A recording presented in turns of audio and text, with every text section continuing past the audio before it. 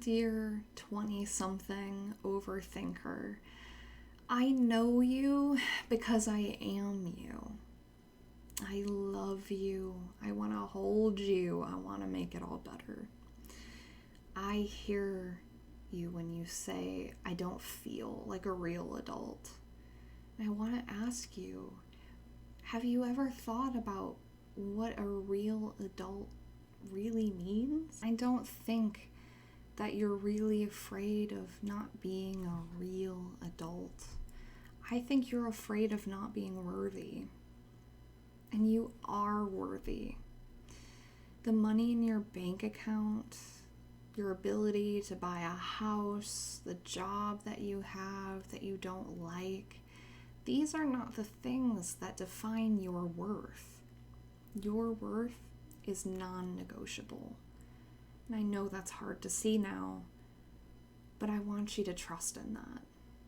I know that you think you should be further along than you are, that if you had just made a different decision earlier in your life, whether that was years ago, months ago, weeks ago, days ago, that you would be in a different place. Maybe you would be a different person, but you don't need to be a different person.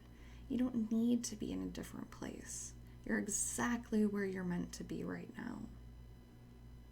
I want you to see the difference between the wildly high expectations that you put on yourself versus simply wanting something for your future.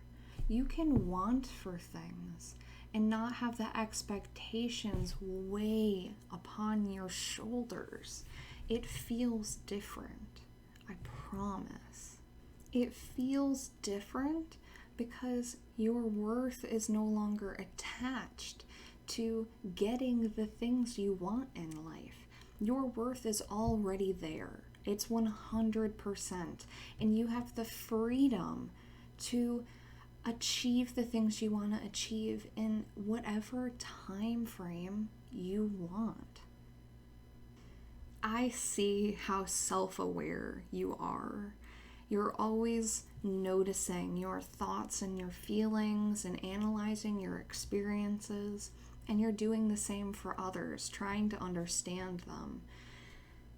But it seems that no one taught you how to use that power of self-awareness in a positive way.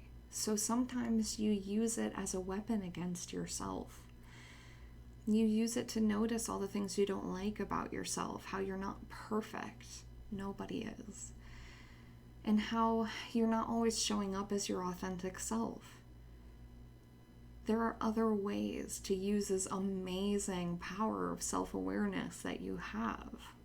The negative thoughts that you've had, the ways you've shown up imperfectly, these are neutral things. And when we can use our self-awareness as something healthy and positive, we can step into the position of the observer of our own mind. And as observer, these things are all neutral. We can notice them, and it's when we notice them and give them compassion and love and understanding that we stop being stuck. We can then move forward. We can take the next step into our authentic selves. It is using self-awareness as a weapon against yourself that keeps you stuck. And I see the way that you love to nurture others, to make them feel good, to help them cultivate their own self-compassion. But you need that too. It's not some frivolous thing. It is something necessary for you, and it needs to be practiced. It is not only other people who deserve to give themselves self-compassion.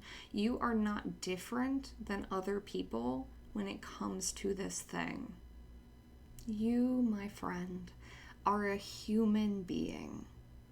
And I know that might sound silly and obvious, but I know it wasn't always obvious to me. I was always trying to be more than human, because if I could be more than human, then I could beat my brain at its own game and I could save everyone I loved from their pain. I could be worthy. I could be lovable and valuable. But the thing is, it was all a trick because I already was all of those things. And so are you. You don't need to be perfect. You are already perfect in all of your imperfections. I know that life is hard right now. That is exactly why you need to have your own back. And I have your back too. I love you. You are valuable. You are worthy. And I'll talk to you next time.